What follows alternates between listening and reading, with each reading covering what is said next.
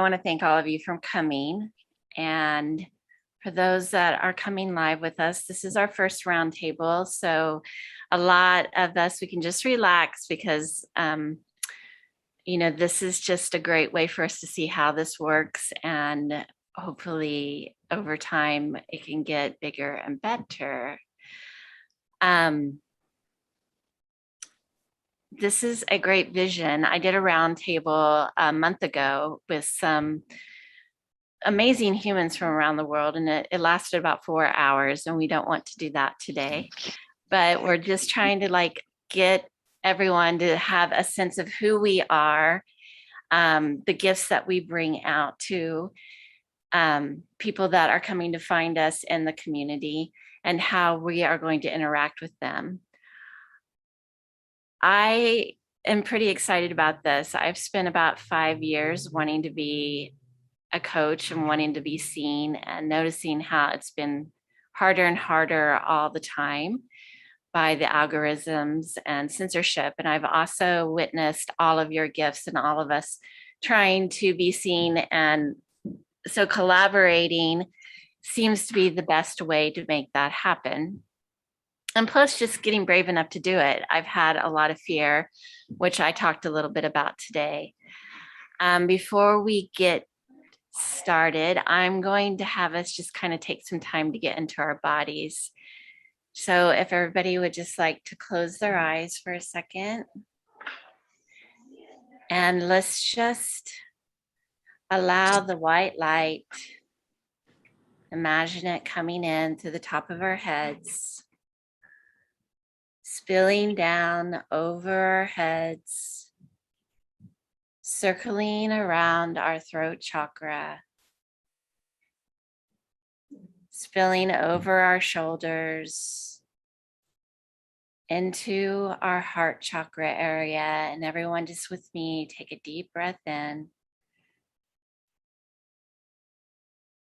And exhale as we allow that light to flow down into our solar plexus, flowing all the way down to the earth as we see it, watering the roots that ground us to this wonderful place. And in those roots, we see the sprouts, all those areas of our lives and our connections that make us beautifully bloom into who we are today. And to my friends and my teachers who've inspired me in my own growth and in the connection that I have made with each of you, I would like you just to take a moment to think about where you once were before we found communities where we could interact with one another, where we found safety and connection, and where we started to learn and love ourselves more and more each day.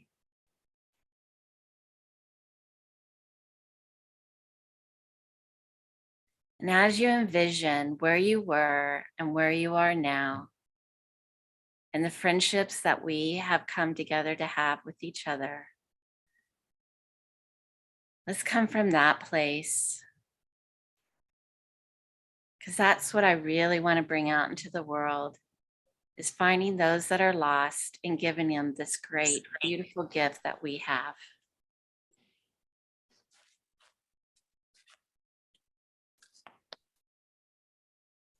And with that, I'm going to start to open.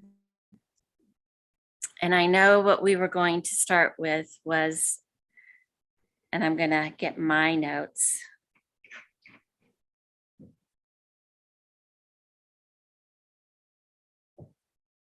If one of you want to help me remember, were we starting with embodiment or arts? Embodiment and then arts. Okay.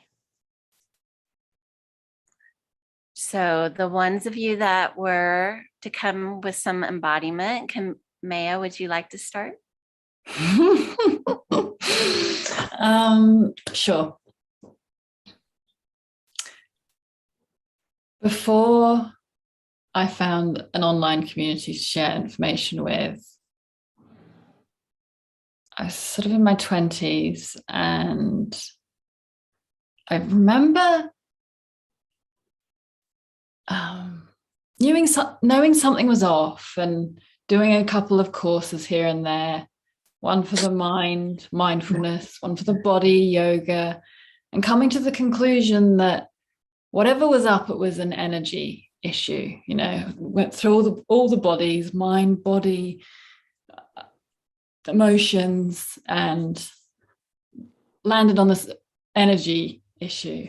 And for me, it was a downward journey of coming back out of my head into my body so that I could feel the information that I was conditioned not to feel, because the education system that most of us, and certainly me, experienced was so prioritizing what was going on in our heads, and we didn't have many tools for the emotions. So I went from feeling self-conscious dancing in a room to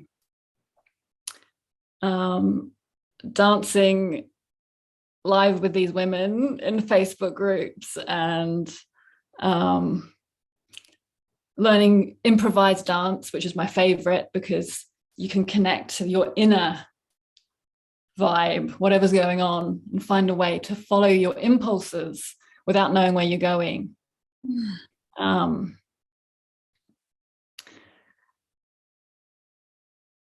And I think that's enough for me for now, because it leads on to, for me, it's very connected to freedom as well, which I'm also going to speak about. Thank you. Beth, would you like to go next? Oh, me? Mm-hmm. Sure. So you want me to answer where I was before? Is that what we're doing right now? And using embodiment to bring you to where you're at now. Okay. So my name is Beth, and I live in the suburbs of New York City on Long Island in a little town called Baldwin. And I, like Maya, have been a very heady woman for a very, very long time, and have spent really since my 30s, I'm 57 now, using all kinds of embodiment tools to be more connected in my body. And about 7 years ago, I did a deep dive with some of these other beauties who are on this screen, really into reclaiming my femininity and finding the balance for myself in the feminine and masculine energies. And for me, coming into my body through a wide range of tools helps me connect to my femininity. So for me, my yoni is my yes, no. But if you had asked me 15 years ago what the hell that meant, I would have said, what the hell are you talking about? So, it's a variety of tools and techniques that are about coming home, loving this, loving my head, loving and not judging my head, so that she can give her gifts, and that I can also receive and be in the rest of the gifts that my body has to offer me. So again, I use a variety of tools. I'm learning all the time. And so for me, ritual is a really important part of everything that I do. And so all kinds of rituals and practices help me connect to my body. And, one of the things that I may be offering in this group is I feel very passionately about ritualing around the full and the new moon, or the moon at all. And so just for an example, today I woke up at an unbelievably early hour and couldn't go back to sleep. And there she was, beaming through my kitchen window. And I could just stand underneath her inside and feel her wash through my entire system and help me feel grounded to myself and the earth. So again, I'm not sure what else to say at this particular moment, Perfect. but the women in this group that I know, I adore, and the women in this group that I'm going to get to know, I am sure I will adore too. So thank you. Thank you. Jody, would you like to go next?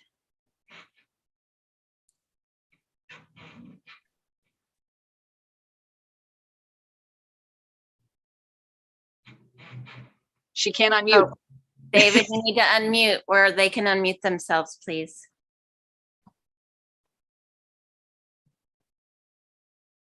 Sorry, I think I did that to myself because I came in a little late. Okay, let me feel into this. So for me, I spent the majority of my young adult life in my head, as Maya and Beth both said.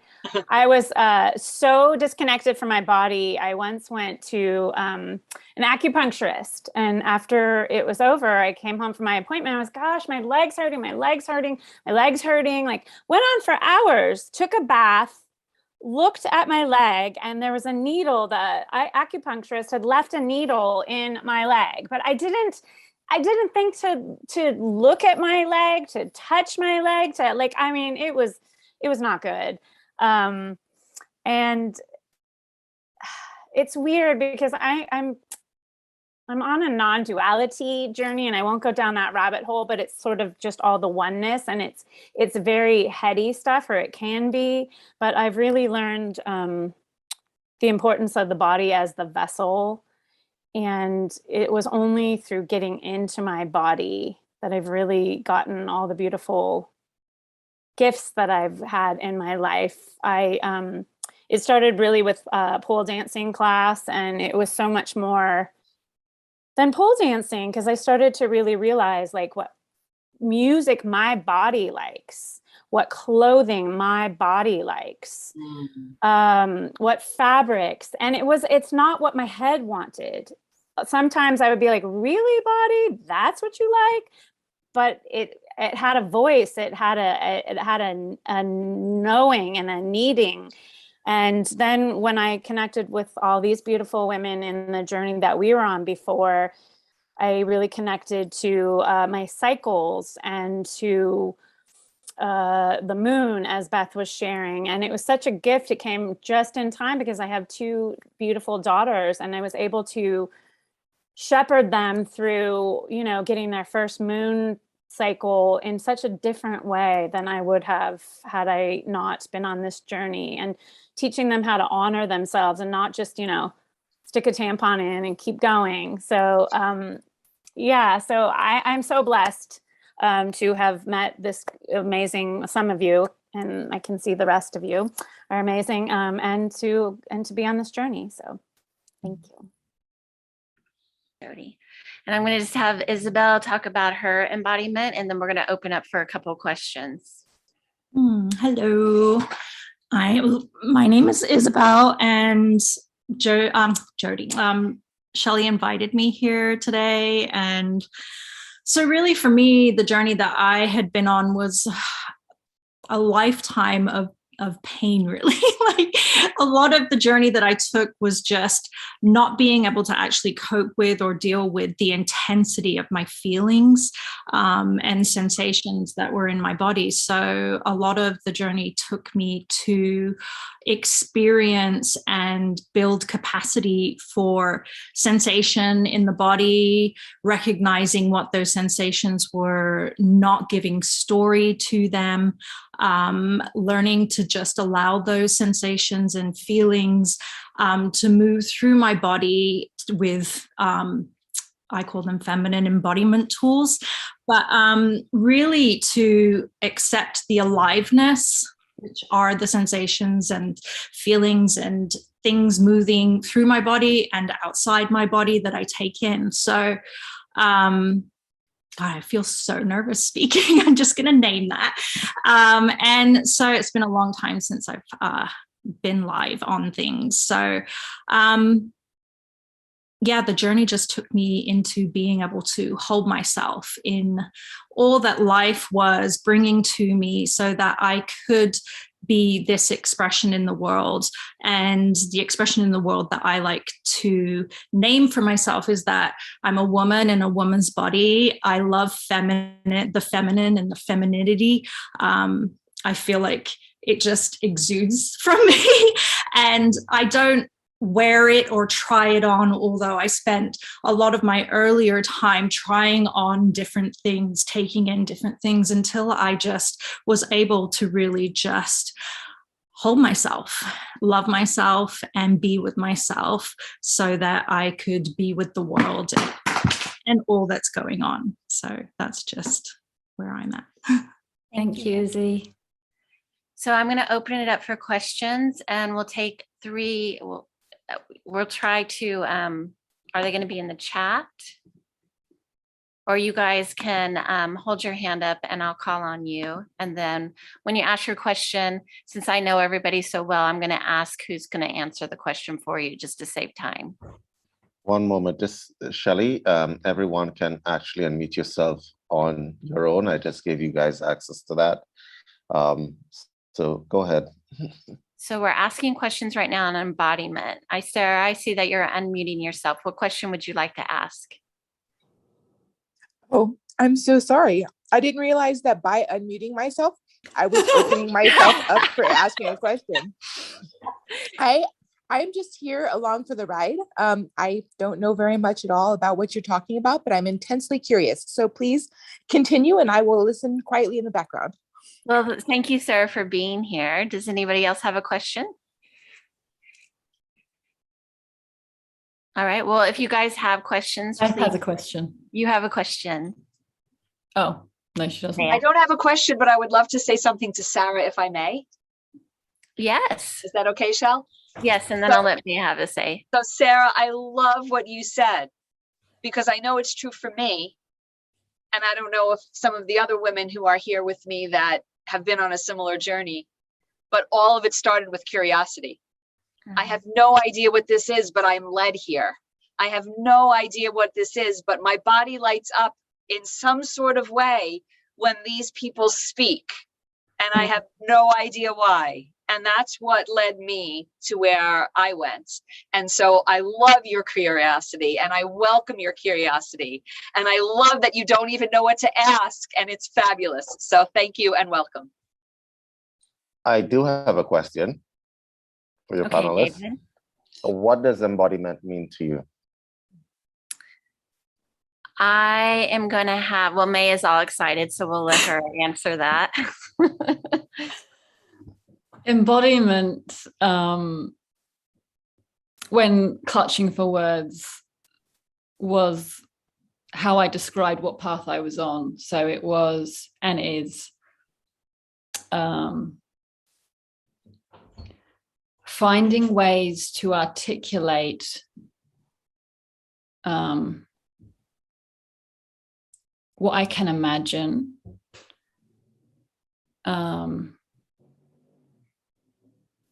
it's kind of like, in simple terms, it's walking the walk, not just talking the talk or thinking the thought. I can understand things intellectually, but to actually implement and integrate them into my life, so that I'm expressing it. And it's not just expressing it in the way that somebody else has taught me, but expressing it in a way that is unique to me and an expression of myself and something that I choose and have created so that it's my life. That is embodiment. So, and so it's bringing anything that is not physical into the physical. Would anybody like to add to that? You may. Can you hear me? Yes. Okay, so yeah, embodiment for me is basically seeing where you sit with all of the things that make you you. So, you know, if you want to talk about different synchronicities, you would talk about the body, the mind, the soul, getting together and deciding on a path. And a lot of people those three things or four things are all over the place. And it creates so much like emotional trauma for a person. So embodiment means to me, knowing where everything is going, what everything is doing at the same time. Everything is aligned, but it comes with the understanding that these different parts of yourself can operate on their own, but you bring them in to one. And when you can do that, you're finally on a path, I think, that you should be on. When you know that, okay, my soul feels this and my mind knows this and my body feels this, but I'm in charge, I'm in control. So I'm going to tell my mind this, and my mind is going to make sure that my body does this. It is an awareness of synchronicity. That's the best way for me to describe it. It is, embodiment is what I'm doing is actually leading me towards what I want.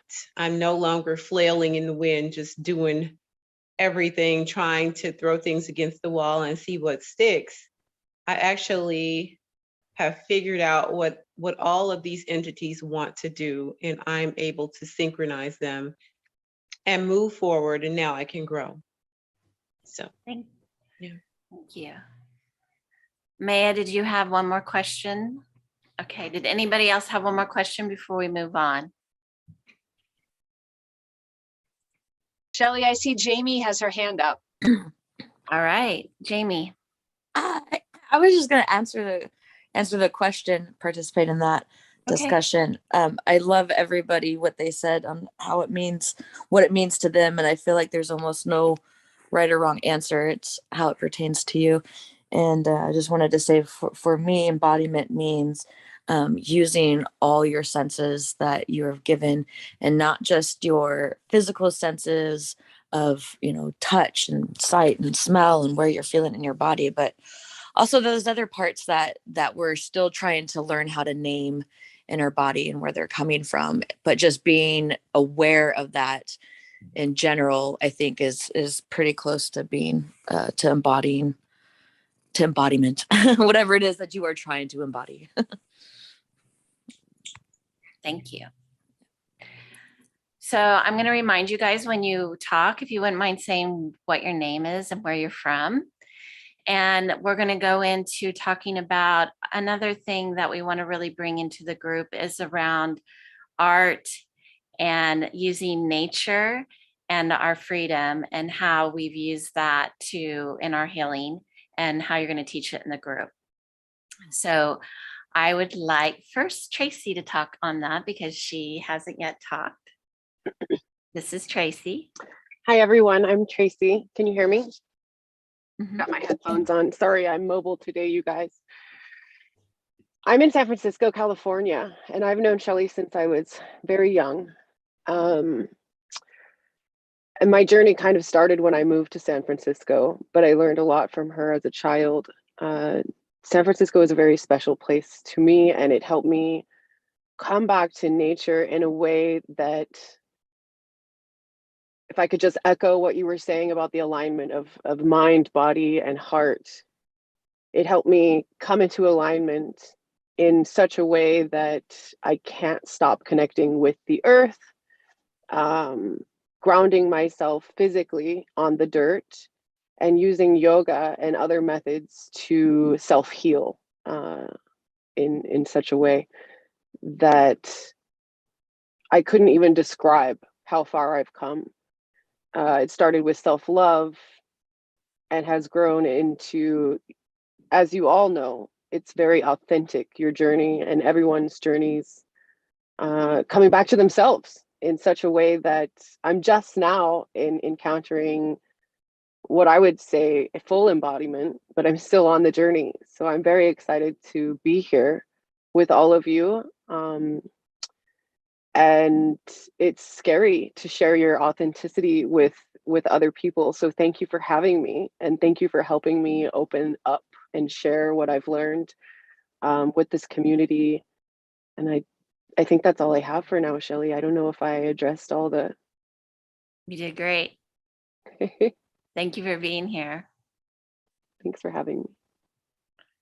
So now I'm going to introduce Karen. Hi, everybody. I'm Karen Lenka Hedman, and I'm out in Boulder, Colorado.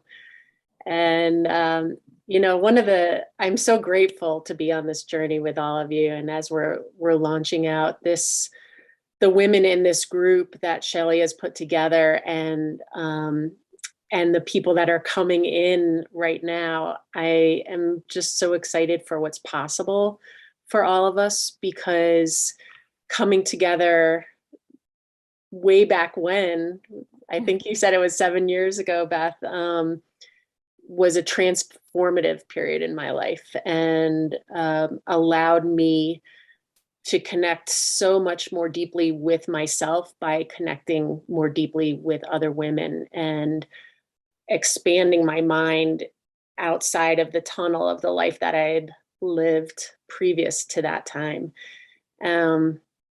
So I just wanted to say that up front. I think this is going to be an amazing journey for all of us. But connecting to nature has been, and art, and freedom, all of those things have been pivotal in my ability to not only survive, but ultimately thrive in life.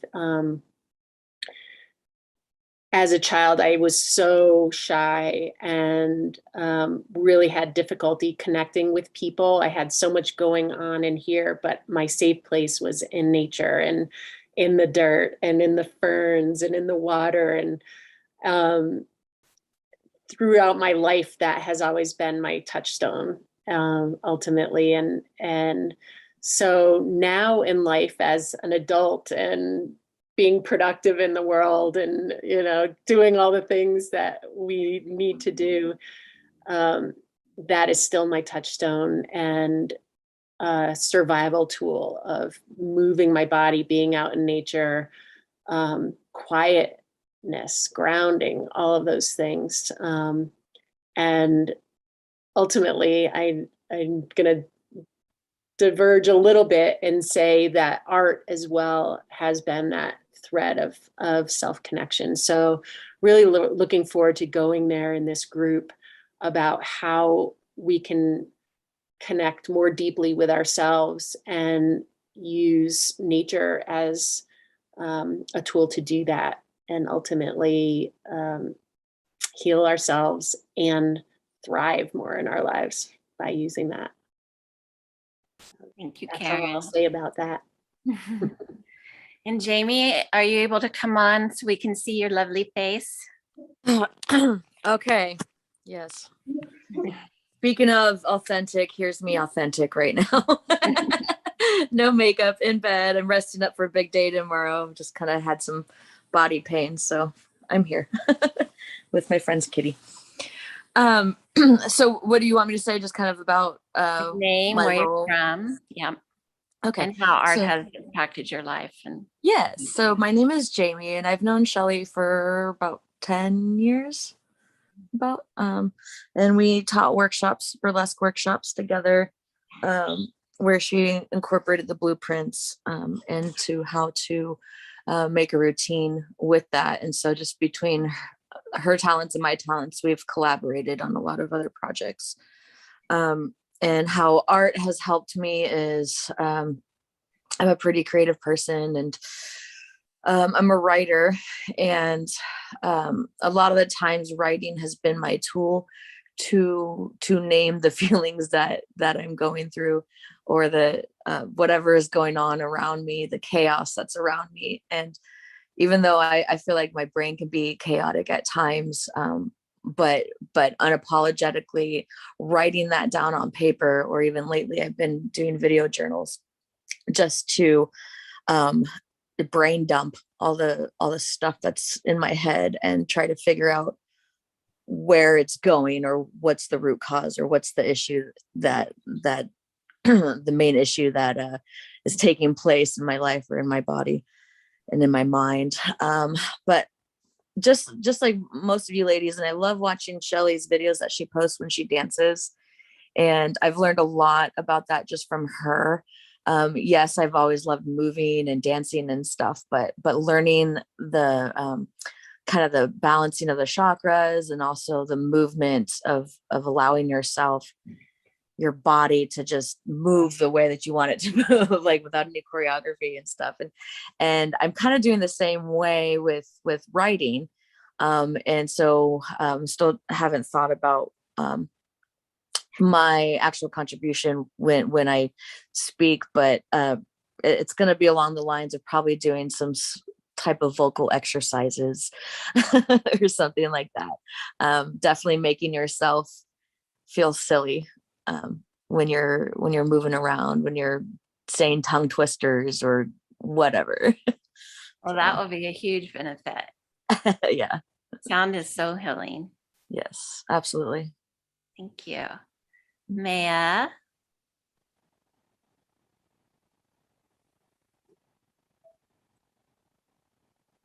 Introductions. My name's Maya. I'm living in England. I was actually born in Australia and spent my teenage years in New Zealand and came over here when I was a teenager. I have written poetry since I was a teenager. And like Karen said, art just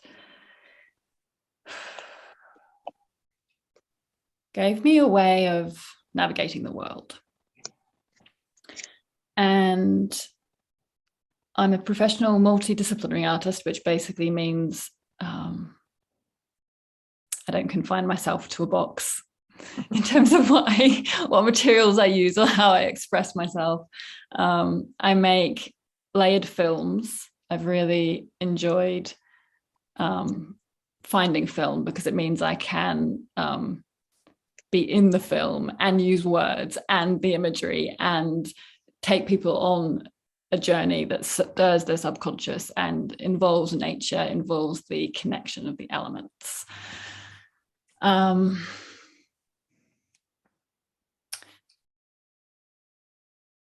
So artist, writer, and creativity guide.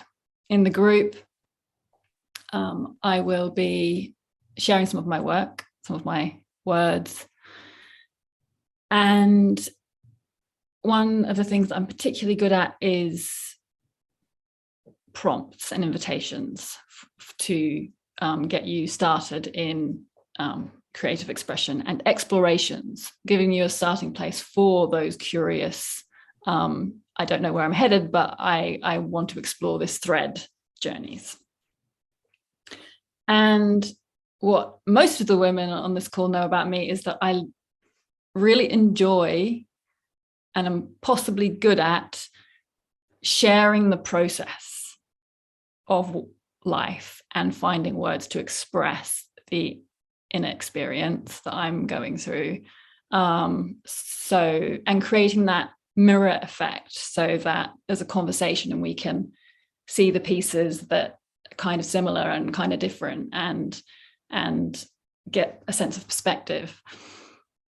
So yes, there'll be those two significant parts, I think. I'm also a bit like an encyclopedia. I love asking questions. I love answering questions. But I often don't know where to start on my own. So yeah, there's depths to be plumbed. And that's it for now. Love. So I'm going to open it up to some questions, or if any of you also want to just add into that, just let me know by raising your hand.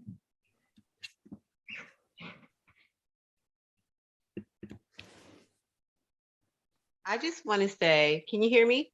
Mm-hmm. Shelly, you're so good at facilitating this. I can see you in practice with the little ones because you know exactly what to say to keep everything organized. So I really appreciate that. Thank you. Thank you so much. You're welcome. What are we supposed to be talking on right now? Right now we're talking about how these are the teachers that will bring in a lot from their art and nature and healing. That's kind of their specialties. I kind of made the questions in the roundtable around you guys' bios and certain things that I already knew about you. So that's kind of how I developed it into. And then just opening up for questions if anyone had any. I have a Oh. question, Shelley. Yes, David.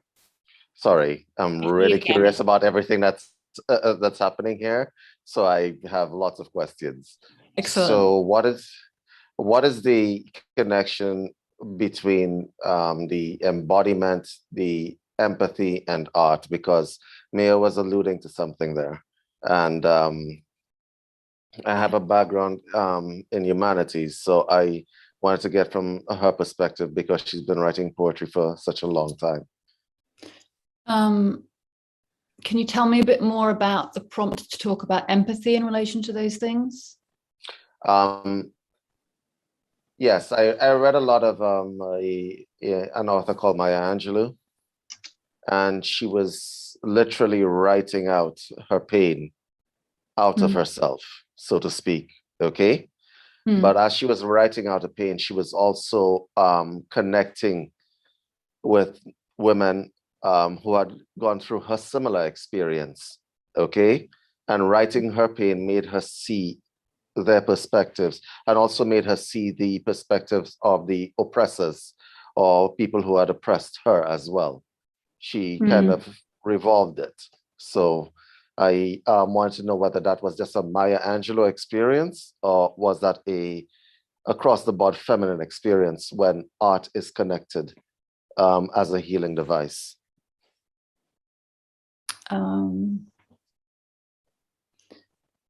I think we connect with art.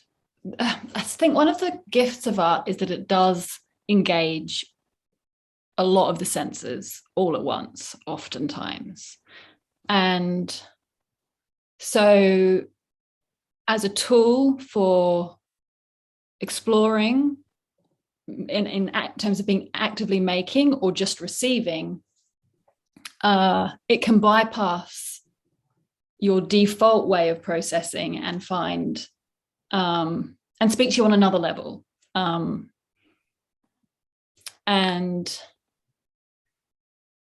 that means that the resonance that you experience when something arrests your attention is actually going to be unique to where you are at. So there will be empathy. And I suppose the gift actually in terms of like self-love, which is another topic that will come later, one of the gifts that gives you is that you can sometimes perceive what is outside of you and have empathy for it before you can turn it inwards and experience it for yourself.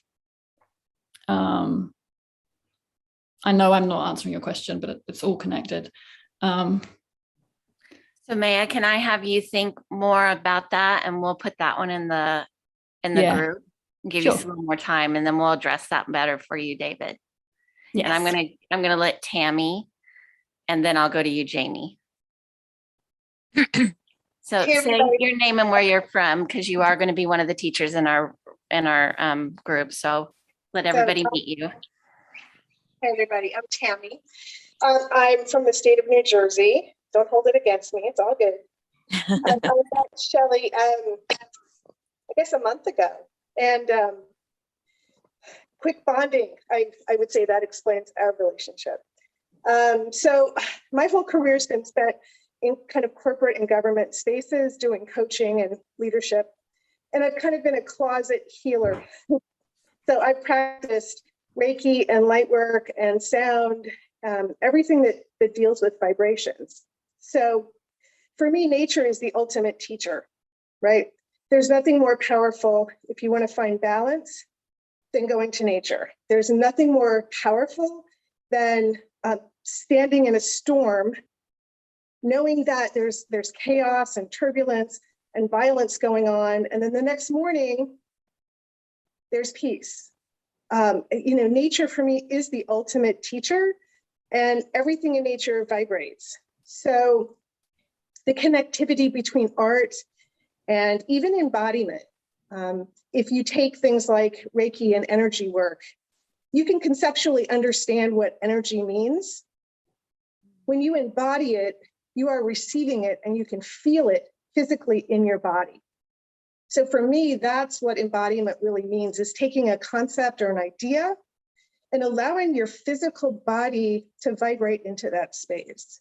So feeling love, feeling pain, feeling fear is you're feeling it in your physical body. And that's a good thing because now you've got the ability to process it. So, my part-time job of doing healing work is now moving into the forefront. And I think thanks to Shelley, I'm really leaving the 9 to 5 behind and kind of maturing into what I've supposed to be doing all along. So my training is like on the corporate side, but neurolinguistic programming and understanding neuroplasticity, in addition to like quantum healing, and really helping people heal by understanding how to change the charge that they put on how they feel. So, nature is my greatest teacher of all of it, because all you have to do is stand outside with your feet in the dirt and look around, and everything you need to know about balance and healing and being grounded and being patient, you can find standing barefoot in the dirt. So, I am really just so blessed to have met Shelley and believe so strongly in creating safe spaces for human beings, just to be able to be seen and to be heard and to be held, because our culture doesn't really value those things. And so this space and this group, I just couldn't be more excited to be connected to all of you. I can't wait to meet all of you and hear all your stories, because that's the way we all connect as human beings. And so thanks. I'm excited to be here. Thank you, Shelley. Thank you. I loved all that. Okay, Jamie, I'm going to give you just a quick one. Yeah, no problem. And I was take just it to gonna the group. Yes, I was just gonna try to answer Dave's question. And I forgot to mention too, I do have a master's degree in English and creative writing and literature. And to answer your question, David, about Maya Angelou, for those that don't know or unfamiliar with her story, she's the author of I Know Why the Caged Bird Sings. And when she was a kid, she was raped when she was 8 years old, I believe. And she stopped talking for about 5 years because that incident was so traumatic to her. And mind you, this was also during the Jim Crow laws. So there's a lot of oppression going on there, and which makes her one of the greatest authors of our time, especially as a Black woman, is to voice all of that when she wrote that book. So a lot of people, they do write on what they know, they write on their tragedies. I obviously can't speak for her personally, but just to kind of give you a little bit of background, I don't know if you knew that or not, but she was a woman that had some stories to tell, and it took her a while to find her voice when she did finally find it through her writing. So what I'm going to ask us to do about that is, I think that would be a really fun Zoom call between a couple of us, and we could get some really good information on that question. Sounds like we want some more around that. Yay.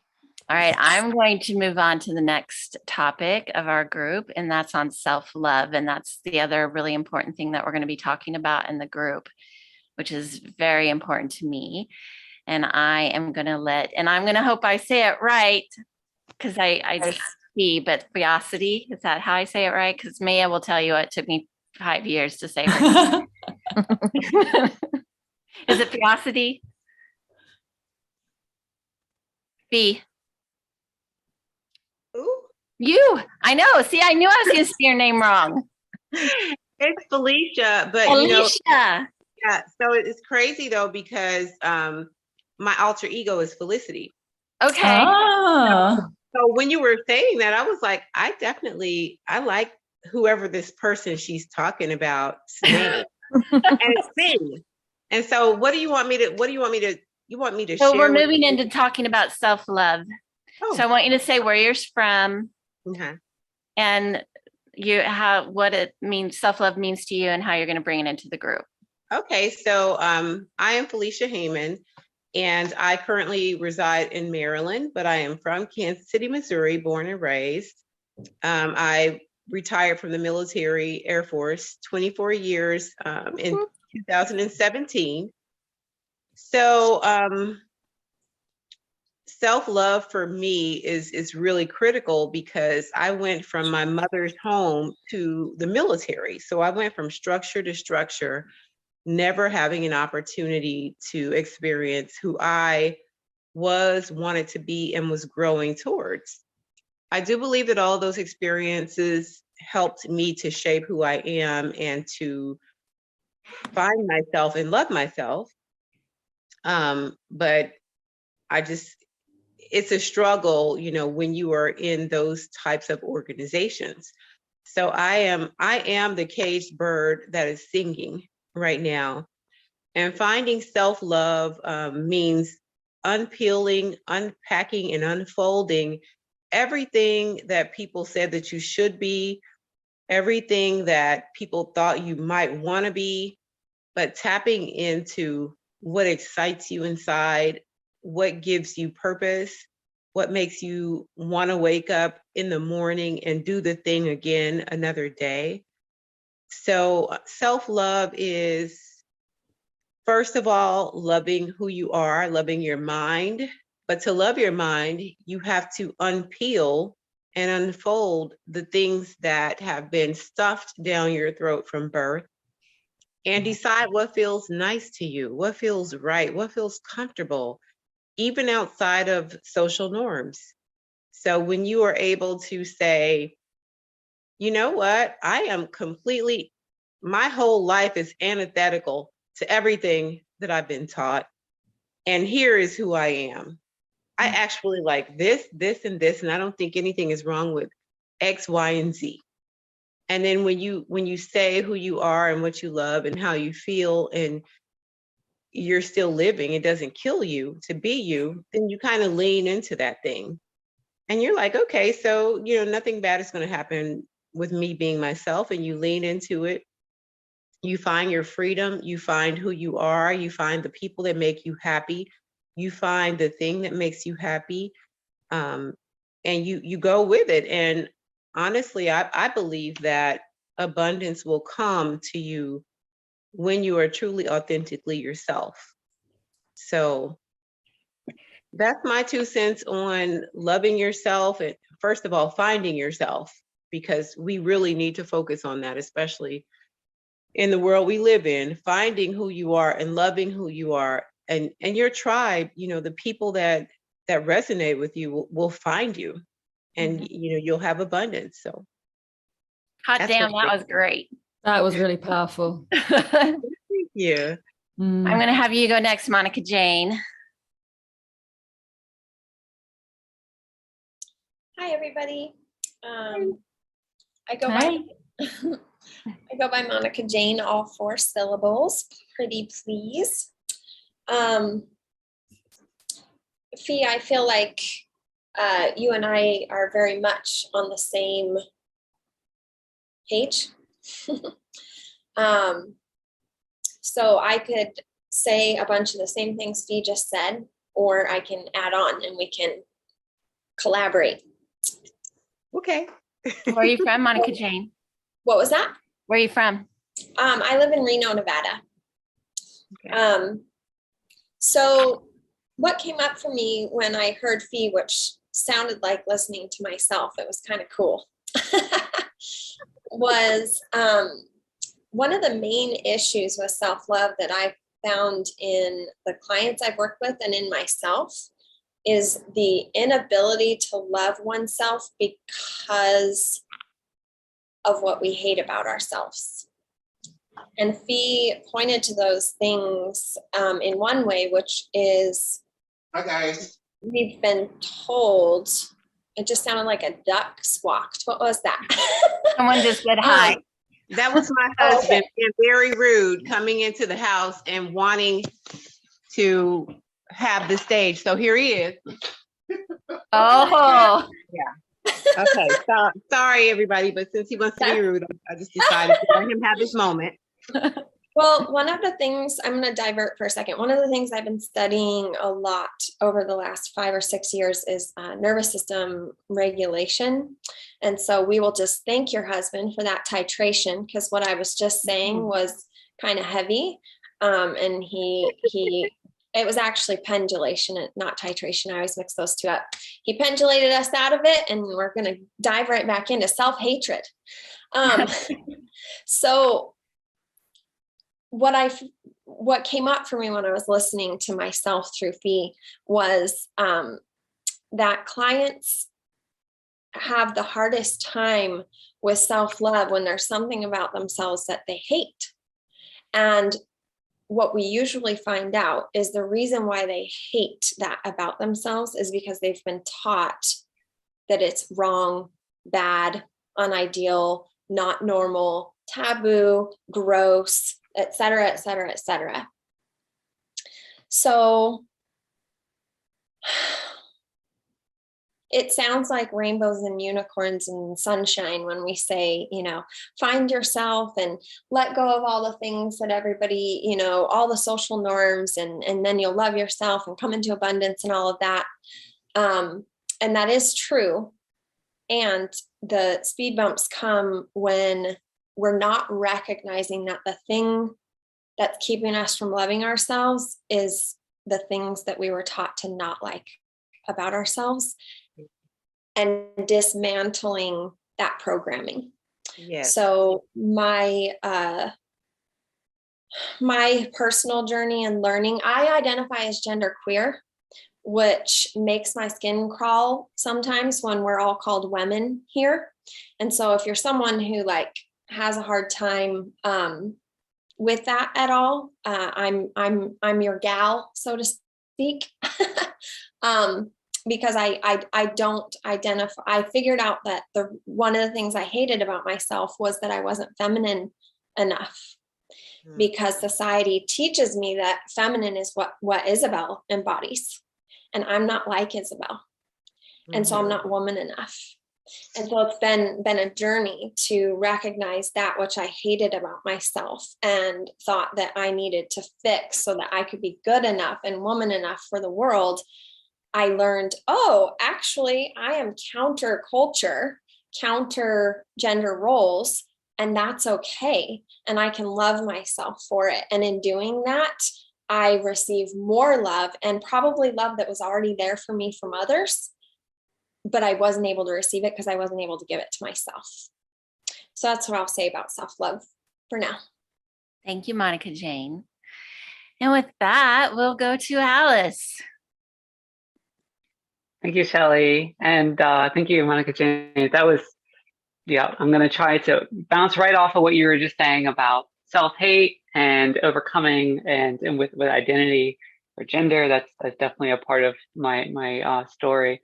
But hi, everyone. My name's Alice Bellato. I am from Austin, Texas, but I'm actually visiting family here in New Orleans. And I've just been hopping around in my grandparents' place trying to find a quiet space. But it's going to work out. I'm in the princess room, which is perfect for this talk because so when I grew up here, I was actually a boy. And so I'm a trans woman. And throughout my journey, I was brought up in a place where I was very reinforced to be strong and to hold up myself. And I say quote unquote strong because there is definitely a strong and so much power in the feminine energy. But this is sort of a reinforcement that I was brought up with. And so, but as I grew older and I was able to spread my wings, eventually I moved to Austin, Texas, where I was pretty much alone from my family. It gave me some time to find myself. And I happened to meet a woman at the time, and she thought I was a little bit strange at the time. And of course, you got to remember, I looked completely different, and I was expressing very masculine, and But there was a moment where I decided to wear short shorts around her, and she was like, "This is peculiar." But she would kept an open mind. She actually Googled "my boyfriend wears short shorts," and here came the post and about transgender, transsexual, all these sort of old school terms around, cross-dressing. And but that really kicked off the conversation because she was able to hold space for me to admit to myself that there was a, a piece of me that I was suppressing, my femininity, and I chose to emphasize my masculinity to the point where it was toxic. And so I went through a lot of healing, and I went through different identities where I was. One identity was being a crossdresser, and then the next identity was actually genderqueer. But it was towards the end of our marriage that I realized that I needed to transition and to build to live my truth and to get a bit closer to my authenticity. Right, that's the theme. Is for with self healing. There's authenticity is such a beautiful gift, and it's the best gift you can give anyone else. To be able to just live your truth and be comfortable in your own skin. So to hear Felicia and Michael James talk about that is like, yes, that is my journey for sure. And but I still went through a couple of years. From that point, we went through a divorce. I decided to transition. That means I was on hormones and eventually had face surgery. Um, but I was struggling as a single trans woman, and I was struggling about this, just all this hate that was directed towards me, saying like, when I'm not a woman, or no one will want to date me because I'm a transgender person, and these are all just things I was saying, I was believing, beliefs, and so, but it wasn't until I actually met my boyfriend who I'm with today, my primary boyfriend, Jay. And yeah, he happened to be into Tantra. And and it was just a whirlwind experience. Being introduced into polyamory, I wasn't really used to that. And it was just something he really stood by. Well, as we got closer during COVID, we went through a lot of healing, and I was able to unravel through these practices of all the shame and guilt I had around my identity and fighting for labels that were not necessary in order to find Alice. That's what it comes down to, is like just finding myself. So I was chasing around different labels with sexual orientation and different labels around gender, which also serve a purpose and use.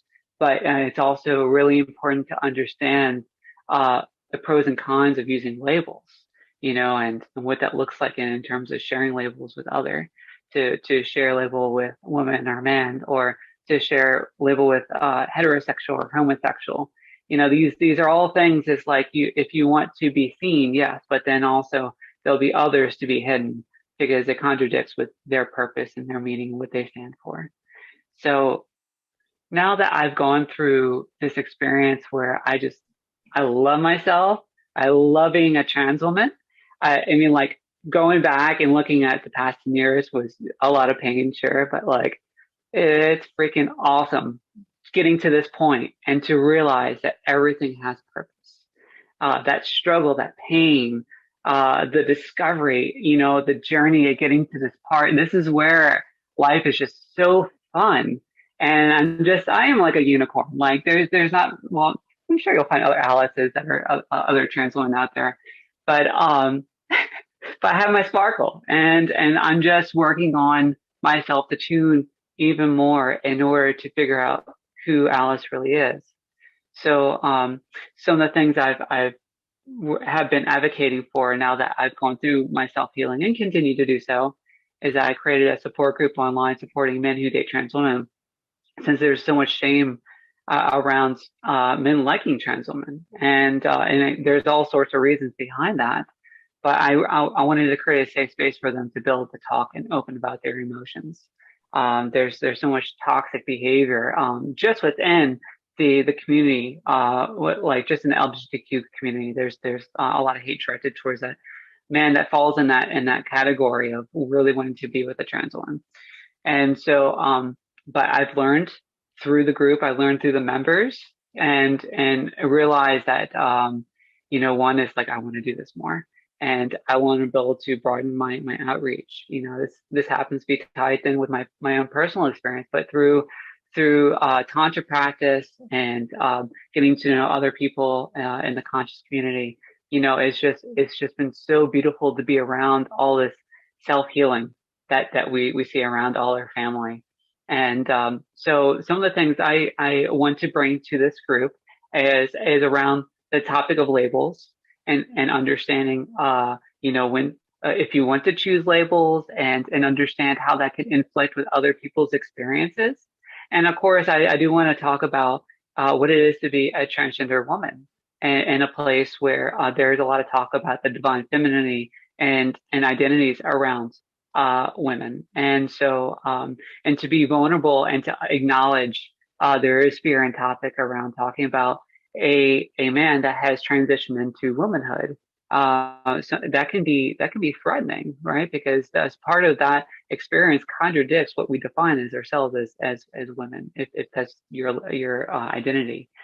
But I'm here to be able to soften the conversation and to have fun with it and to be vulnerable and to learn from one another. I'm also here to learn from you, from the women that have been able to have wonderful experiences, have children, or have these families that are growing in a beautiful way where now you're just seeing all sorts of experiences around you, and it's just all about love, right? But the best way we can be there for one another is to love ourselves.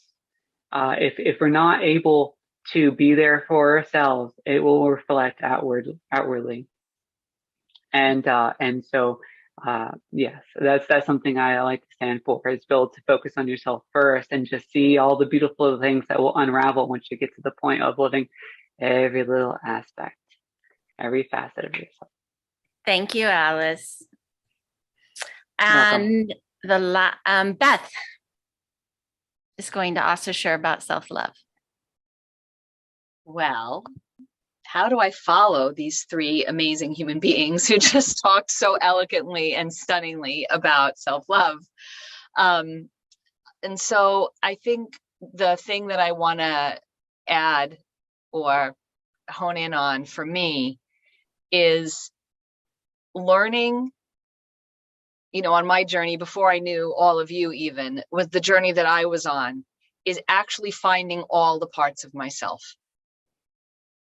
and allowing for all of the parts of myself to be seen and heard and valued. And to be honest, I work on it every day, every single day. And so really being present with what's up for us, for whoever, each day, each moment of the day. Who's driving the bus? What part of ourselves needs to have an opportunity to speak right now? Which part of ourselves needs nurturing right now?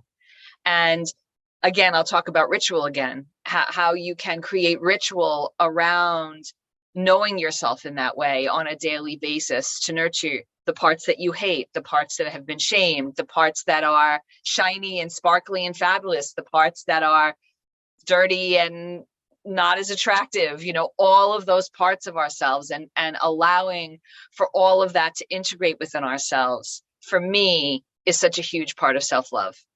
Because I think we're taught as a culture that only these parts are beautiful, acceptable, to be shown. And so we all, in whatever way, bury, hide, pretend aren't there, and stuff those parts of ourselves that society tells us aren't acceptable in some way, or that we learned that as children or wherever. So that's a really big piece of my self-love practice, if that helps to add to the conversation. Thank you. And Fee, we're going to go into questions. Fee wants to say something about what was just said or share something. You're muted.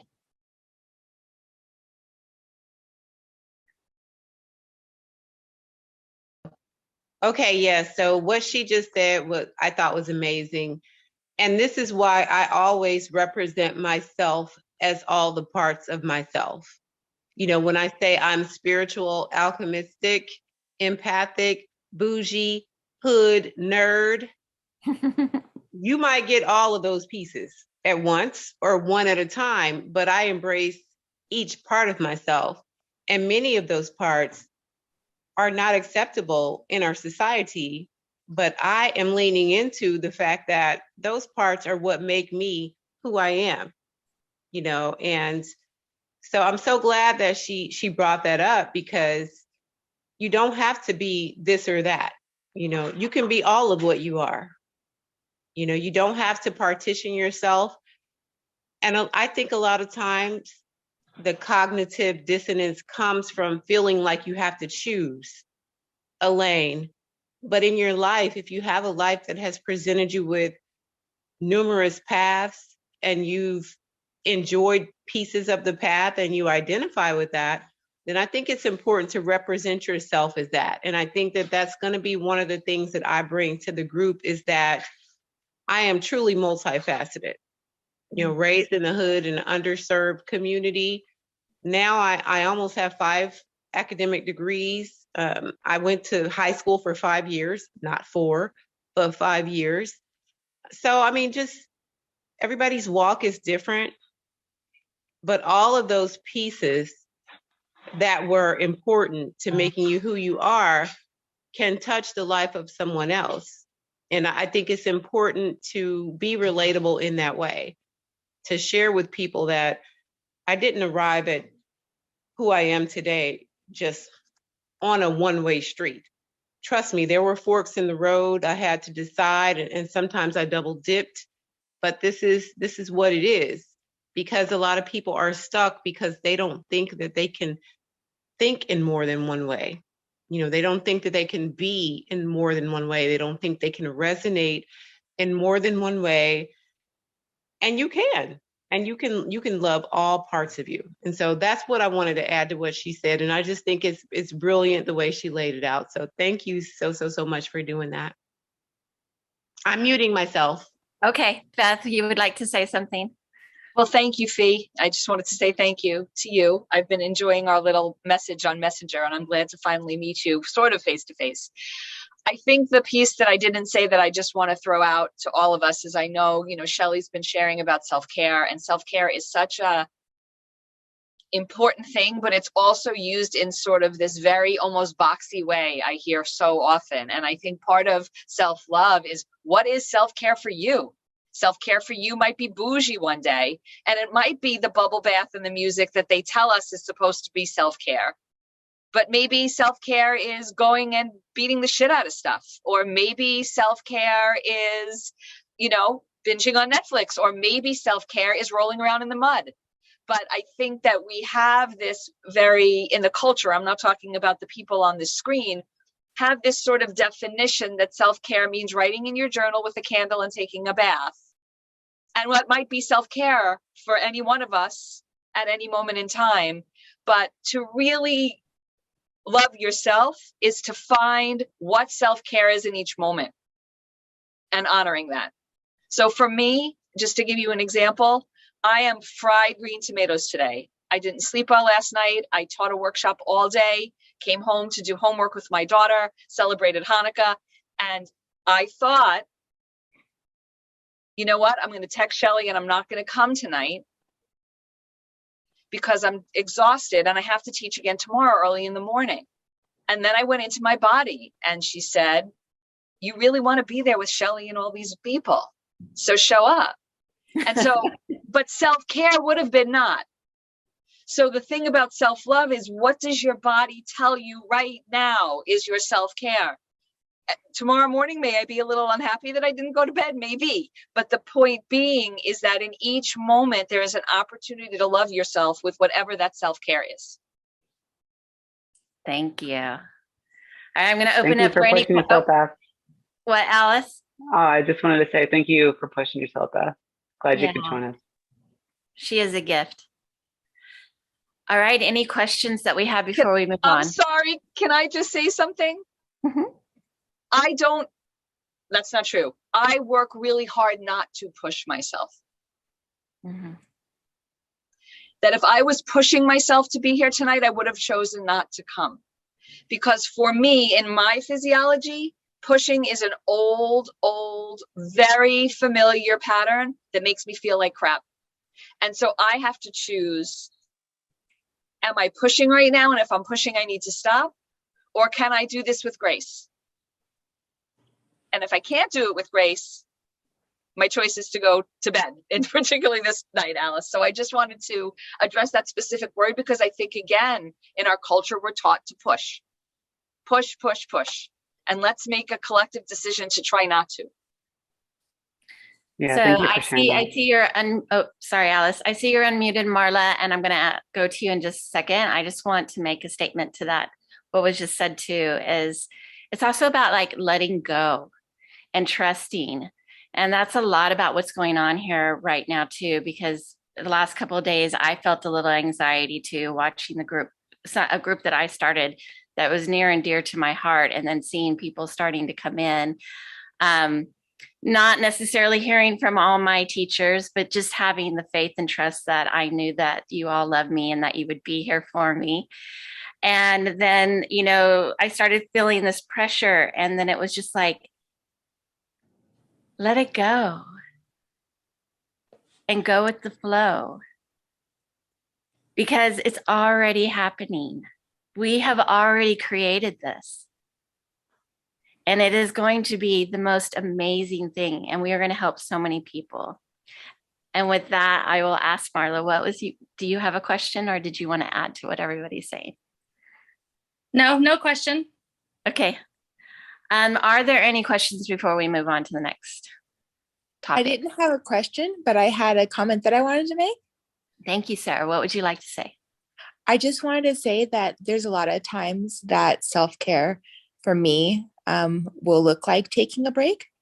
But sometimes, especially when I am finding that I'm feeling really anxious about things that have built up, I find that self-care means like really just getting in there and taking care of the thing that needs to get done, which actually unloads my plate a little and allows me to breathe easier, which is kind of counterintuitive, because usually when you think about self-care, you're thinking about those bubble baths, but bubble baths don't get stuff off your plate. So yeah, sometimes I got to scream yeah, and hit something like they were saying, for sure. Anybody else want to have something to say before we move on? I would like to say something to comment on Sarah's comment. Rebecca, can you say where you're from? Yeah, can you hear me, Shelly? Yes, I can. Okay, so I'm Rebecca, and I'm from Kansas. Here, let me turn on my camera. I'm from Kansas. Yay! Hi. So I wanted to comment on what Sarah was saying, because I think that I tend to default into these quote unquote self-care rituals that we see a lot, publicized, like the bath or like listening to music and laying on my bed. Sometimes those things for me are not productive, like Sarah was saying, in a negative way. So I default and I run away from the things that I actually do need to unload so that I can have real self-care, which looks like just being under less stress. So I can go to as many dance parties as I want and take as many baths as I want, but if I'm not taking care of me in the real world, right, in our physical society world, then I can't really enjoy my bath, because I mean, unless I'm like really deep into meditation, girl, they're coming back, it's there, it's present with me. So I don't know that there's an end to that, but I just wanted to comment on that.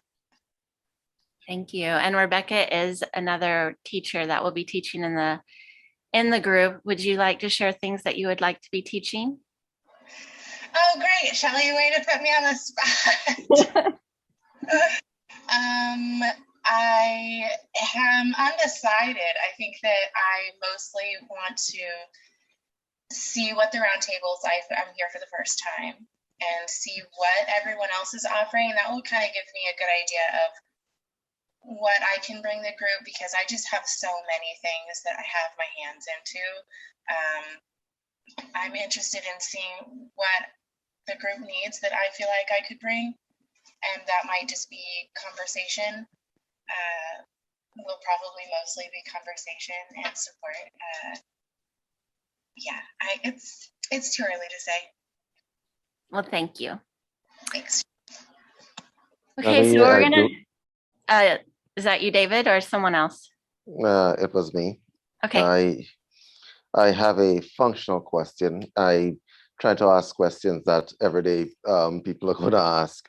So, in the construct of self-awareness, I just want to step back and it being plugged into the concept of self-love. I was listening to Alice and Beth just now. So Alice went through stages from the cross-dresser to being a trans woman. For people who are experiencing persona shifts, and I'm not talking about Alice's journey necessarily, right? Like the party girl, the party girl turns into the ultra conservative, then the ultra conservative turns into somewhere in between, and the vacillation happens. At different points in time, you would experience personas that won't necessarily serve the greatest good for yourself. Okay, so how does self-love operate along that timeline? So as an example, if I was the fitness guy and then all of a sudden I turned into a couch potato, okay, and I became really, really unhealthy, and I'm wearing a wife beater with the potato chips, right? And I'm watching the NFL and I'm swearing at the TV as an example. Okay. How does self-love operate when the persona shifts? Because the truth of the matter is, when you say self-love, you're trying to extract what self are we talking about. You see, the self-awareness does come into play as well, right? Because the guy on the couch swearing at the TV, smoking cigarette and eating potato chips, he say, man, I love myself. Okay. However, the self that he's loving at that point in time may not be in the best interest of himself, his wife, as an example, his kids, and the general population around him. That guy gets up from the couch and he goes to the gym. He drops a whole bunch of weight, and all of a sudden he's more aware of his body and what it can do, and he sees differently because his experience is now different. How does this work in terms of self-awareness and self-love? I see Monica Jane wants to answer that. So I'm gonna take it up to Monica Jane. And then I see, I don't know how to pronounce this name either, Shabah. We'll let her go. And I have a feeling there might be some other people that might have some comments. Monica Jane. Yeah, it's a rich question. Thank you, David.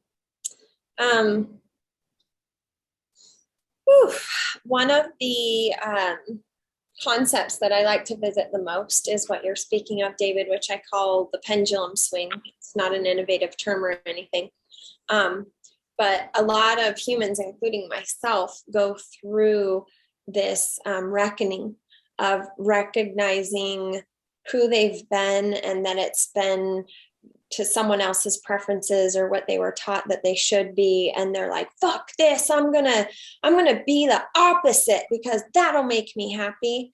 And then they go over to the other side, the prudish Catholic girl to the having sex with everybody, the drug and alcohol addicted human to getting addicted to like shopping or something else instead, or like service work or mutual aid. And what came up for me, David, is that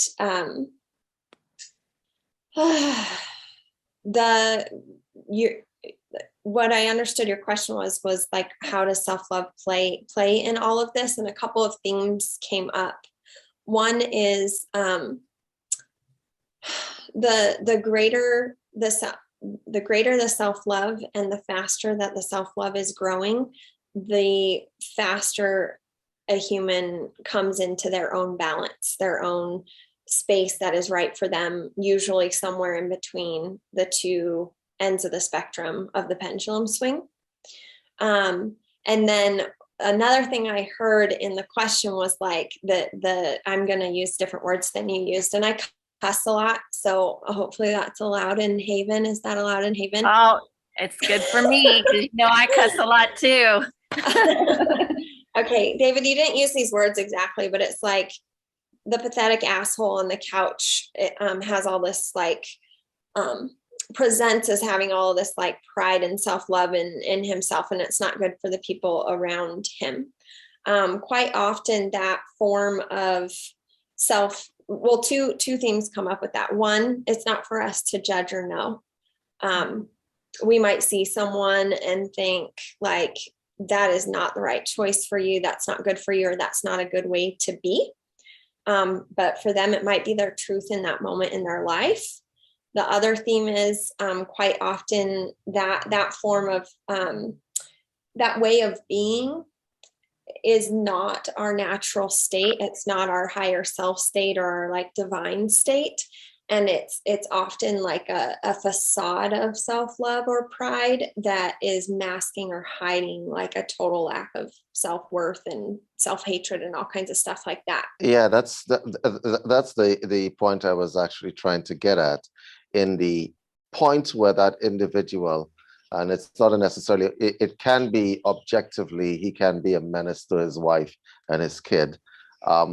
But subjectively speaking, if that individual on the couch says, I'm practicing self-care right now while he's stuffing the potato chips in his mouth, right? And cursing out his wife, I'm practicing self-care, I'm taking care of myself. So leave me the F alone and let me watch my NFL. In that moment, is he practicing self-care? Is he practicing self-love? He might be, because it depends on where his nervous system is in life. Like maybe he always did everything that he thought he should do for his family, and he has to swing to the other side of not being a martyr or a savior or a self-sacrificer in order to find the way to the middle. So for his nervous system state in that moment, that could be that he is in self-love. And that's why I say none of us can know that for another person. We can look at it, we can judge it, and we can assess it and say, oh no, you're not, you're just an asshole, all this stuff.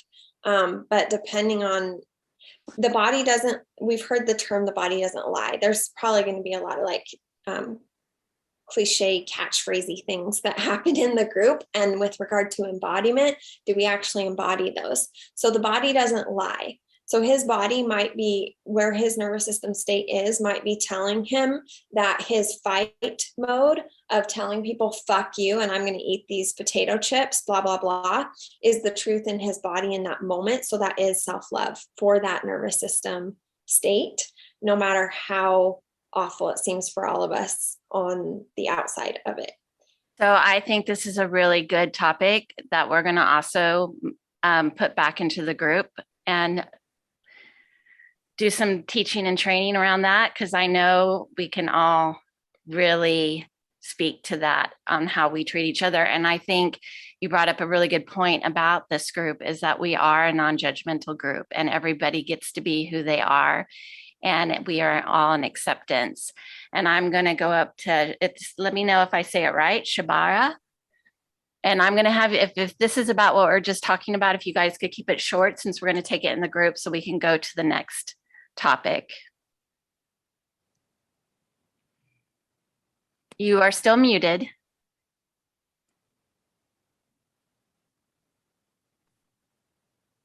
My screen's showing them as unmuted, but we can't hear you when you talk.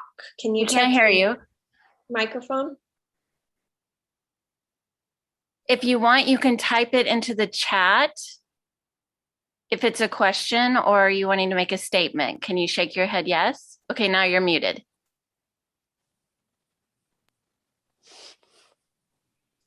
So I'm going to go to Monica while you're, or I'm going to go to Marla while you're trying to figure that out. Okay, can you hear me? Mm-hmm. Well, am I in the, what topic am I in? You know, I get really anxious when I don't know what I'm supposed to do. You're in the next two topics. Two? Oh my. Okay. Well, I thought I was in the self-love one, and you know, I don't like to talk about myself, but I'm so excited to be a part of this group and to see all these familiar faces that haven't seen in a while, like Alice. Hi, Alice. And Jamie and everybody that I haven't seen in so long. But I wanted to say about the self-love, and I guess direct this question a little bit. When I think about self-love, and maybe I can, because I love Maya Angelou also, paraphrase her a little bit. I felt like the idea of maybe my own experience, when you know better, you do better.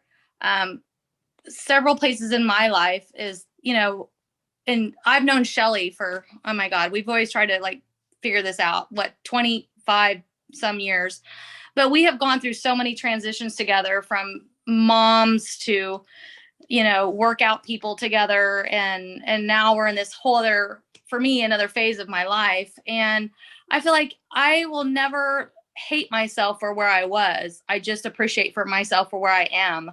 And for that couch potato person, wherever they're at, maybe that's just where they're comfortable being until they know or do different. And I mean that, because I guess whether it's that, the knowledge of self and acceptance of self is also self-love. Because I don't necessarily, I can't say that I loved myself at all phases, but hopefully I didn't hate myself then. And I feel like, because of the idea of identity, self-identity, is so hard to know where you were at and figure that out. And because you've challenged me on that so many times about, who I am and appreciating that part of me. It's hard because our identity gets so tied up in, am I a mom? Am I a wife? It gets so tangled, and trying to find your true self and all that. And then really loving that part of you, it gets complicated. So the couch potato person, maybe they're accepting of that and maybe not really taking that inner really self-reflection, not there yet. And, and that, I guess, because I wasn't sure when I was thinking about topics and where I was thinking about that, because that also comes into that safe container thing, not judging other people and allowing people to be where they're at. I don't know. I guess in my practice, I feel like I try to give that to people on a regular basis. You always give that to me. So anyway, just wanted to share that. Thank you. We'll try you one more time, Shabbat, and see if we can hear you. No, okay. All right, so we're going to go on into health and how we're going to be bringing that into the group and how it's affected our lives. And I'm going to have Jamie come on first.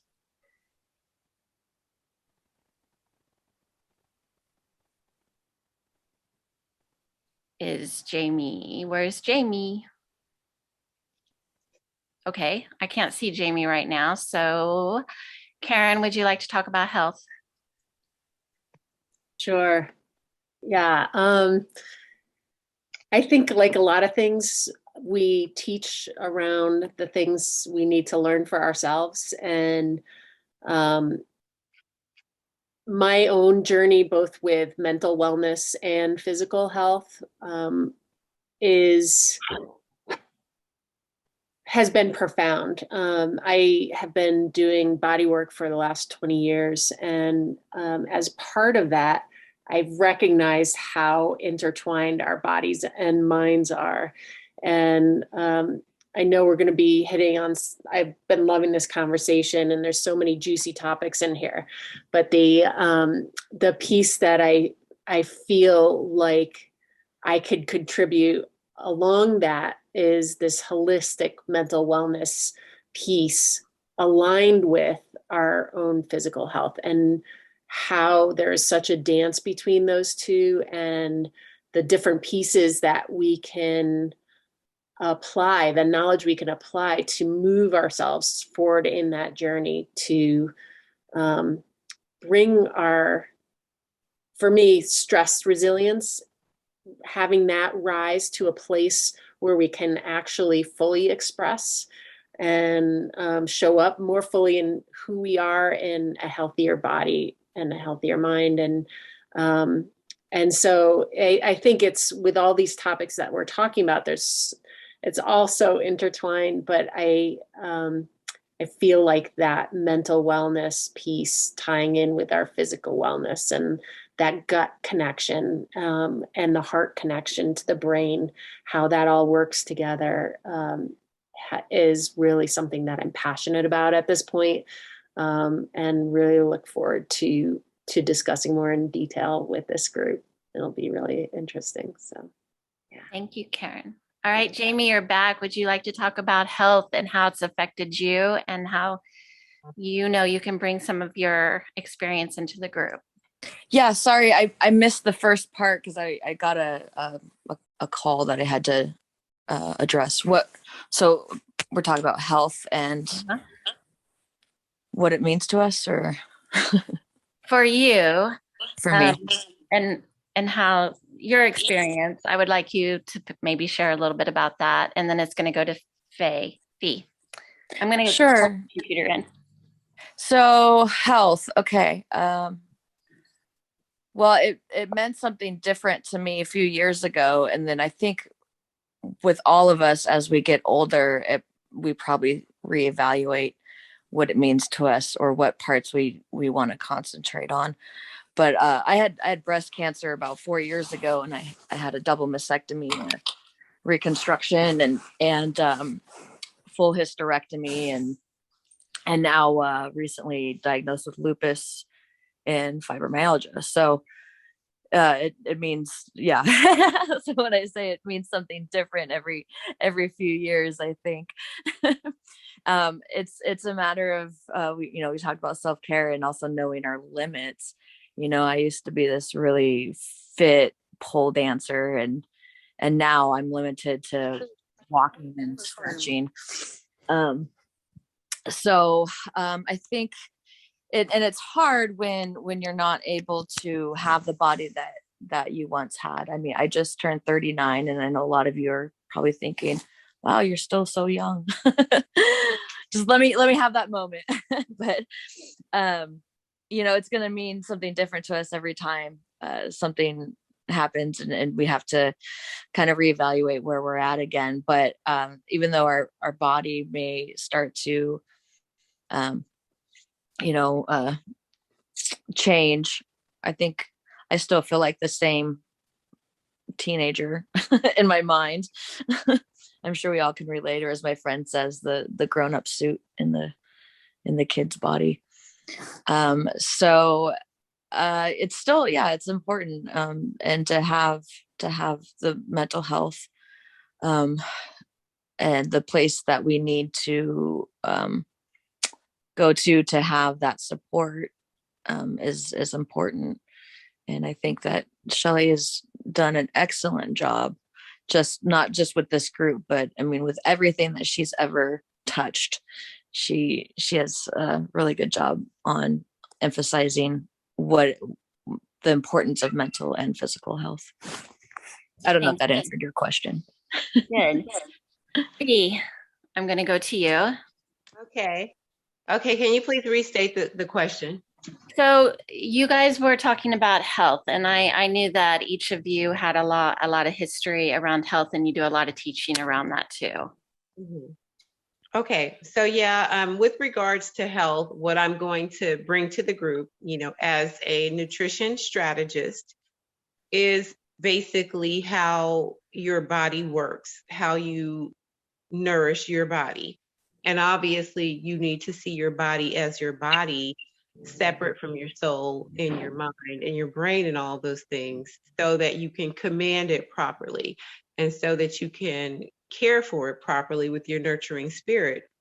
So with regards to health, I could go so many different ways with it, but I'll streamline it to saying that your health and your body and your pain and everything are merely messages to you, telling you that you need to correct something.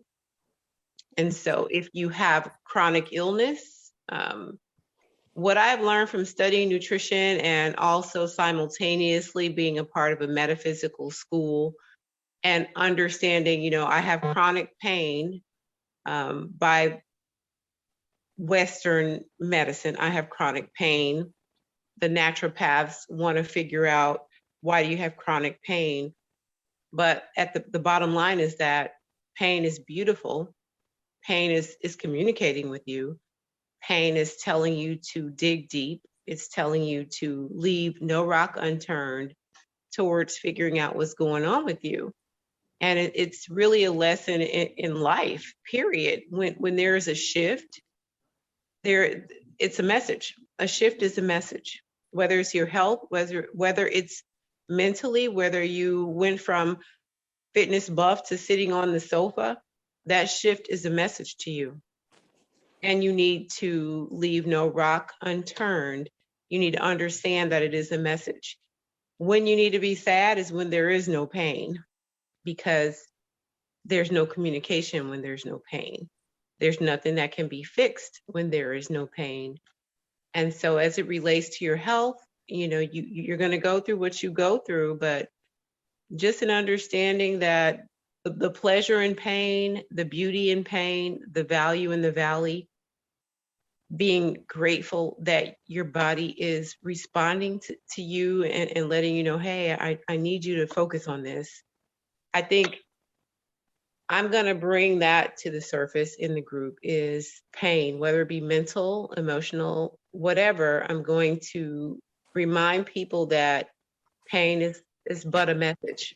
It's simply a communication, and you just need to listen and figure out what your body is telling you, what your mind is telling you, what your soul is telling you. So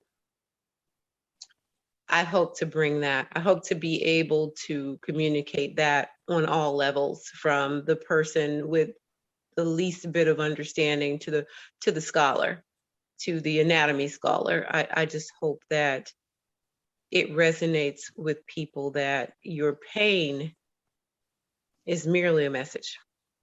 Thank you. Mm-hmm. Marla. Yes. What? So are we talking health? I am a mental health therapist. So I obviously believe very strongly in taking care of your mental health. I go see my own therapist, and I love it. I think it's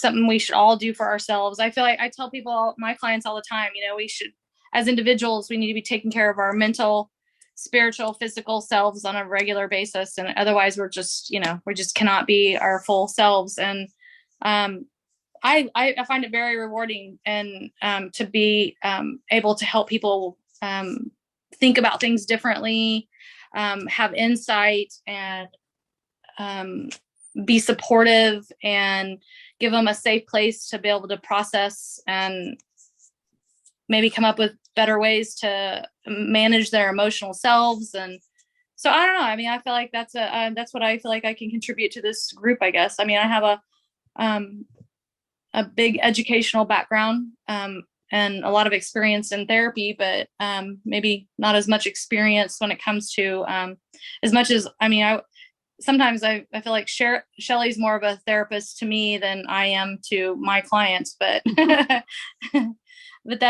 but that's great, because I grow so much by being a part of these groups, and I get to take all this information back and share it with my clients in ways that is just not, it's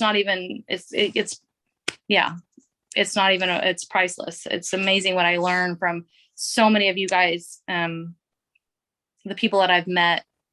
It is amazing. So I love it. Is a huge point that you're bringing up, that even through all your education, that the things that we bring to this group are things that is not covered in the education and taught to our doctors or to our therapists. And that is why people need us so much. And I'm going to go to Tracy, because I know she put in the chat she wanted to make a comment. And Tammy, if you'll raise your hand to let me know I know that you weren't prepared for this, but if you choose that you want to say something, let me know. Tracy. Oh, here, sorry. I just wanted to comment on what Fee was saying, and also Marla. In the journey of coming back to nature, it was also a journey of healing.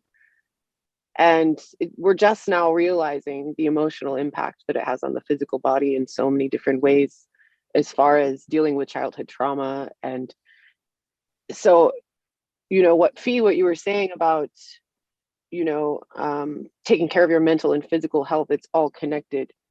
That was a big learning experience for me on my journey in nature, was connecting the mind with the emotional, with the physical, and learning how to release certain blockages. And I've been listening to this neuroscientist that they're just now discovering that rapid eye movement during deep sleep actually helps heal PTSD. So there's so many different ways we can use our bodies to heal emotionally as well. So I'm just really excited to learn more from all of you. And that's all I wanted to say. Thank you for speaking on it. Thank you. Tammy? Sure. So yeah, I think Fee's really onto something. As women, we're taught that anything negative or anything at all that doesn't feel good, we push it down. And so we push it down like a ball underneath the water. The problem is the ball, what it takes to hold the ball under the water causes so much stress on our mind and our body and our emotions. So even fear and anxiety, we really have to just sit with that and look at it as a sign that says, look at this information. You need to know this information. And my experience has been, when I hear whispers, I ignore them. And then they get louder and louder and louder till we're in crisis mode. And now I have to face whatever issue it is that I need to face. So I think Fee's like right on the money, just really sitting in the things that are uncomfortable for us until we're comfortable. The other thing that, as it relates to health, I see as a crisis is alcohol. I've recently divorced alcohol. I drank every night. I was very connected to it. And I hadn't realized that really alcohol, the reason I don't drink anymore is the same reason I don't smoke cigarettes. The science, particularly for women and breast cancer, a glass of wine, it's so glamorized in American culture. And I'm not demonizing a glass of wine at all. I'm just saying that particularly with COVID, alcohol abuse has gotten significant. And when we talk about health, we need to take an honest look at how our society looks at things like sugar and glamorizes it, looks at things like alcohol and glamorizes it. And we need to teach our kids what true health really looks like, mind, body, and spirit, not what society's telling us is good, healthy food. So I'm a really big proponent in taking full ownership in the things that we put in our bodies, and not just, letting society tell us what's healthy. So I really love a lot of the thoughts that some folks were sharing. Health is, it's a very holistic thing, right? So anytime there's disease, it's a cause from dis-ease, and we have the ability to heal ourselves. The body is remarkable. And, from my perspective, everything vibrates in the universe. Quantum healing or quantum physics is, we have the ability to make tremendous change just by simply shifting, our mind, body, and spirit, and how we use our bodies as we experience our life. So everybody's remarkable. I'm just so excited to listen to everybody and their beautiful gifts. And Shelley, just thank you for taking a leadership role and bringing us together to support each other and care for each other. Thank you so much. I agree. Thank you, Shelley, so much. You are very welcome. Anybody else want to ask a question or have something to say about that?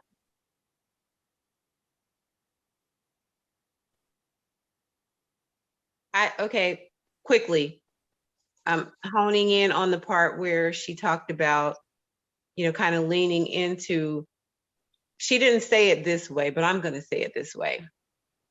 If everything is interconnected and you're using alcohol or you're using something to comfort yourself, aside from comforting yourself, because sometimes you just need to comfort yourself, sometimes you need to just release, also set aside some time to listen to what that desire is telling you. Listen to what addiction is telling you, what I need alcohol. Sit in that moment, sit in that emotion. And before you reach for the alcohol, make sure whether you go through with it or not, you know where you stand, you know what's going on, you understand that there is something going on. and then that, you know, you're going to come back to it. But right now, if you feel overwhelmed and you need to do what you need to do, go ahead. So that's it. Thank you. Monica Jane. What I in the journey of somatic experiencing and nervous system work, I have come to learn how powerful my mind personally is and the stories that it tells. So I love the invitation fee to like check in on what that desire is telling me. Yeah. And my mind is very sure that it is right and correct. And so the other channels of the nervous system of like body sensation and emotion and leaning into those for anyone here who's like very mind heavy and trying to become more embodied are really important. And like, what is that desire telling me? I found that the most true or honest answers come not from me figuring it out or thinking of it. Oh shoot, my laptop's gonna die. Figuring it out or thinking of it, but rather it comes to me. Otherwise, my mind just thinks it freaking knows everything and tells me some bullshit, and it's not true. So sorry to make you dizzy. I'm looking for my laptop plug. If I disappear, I'll be back. But I just wanted to put that in there. And I wish Christine were still on. I saw her drop in for a second, and she's a somatic experiencing professional and would have like even more guidance on how to actually listen instead of and notice and distinguish when instead you're just trying to like figure it out and your mind is coming up with answers rather than the truth coming through about the desire. That is Marla, all. your hand is up. Do you have a question? Did you want to? Oh, no. Okay. All right. Does anybody else? And if not, we'll go on to the next topic, which is near and dear to my heart. Okay. So the last thing that we are going to really focus on in the group and bring up is that about safety and trust and love in the community and why that's so important. And I'm going to have Alice talk about that first. Thanks, Shelley. Just reflecting here. So safety, love, and trust.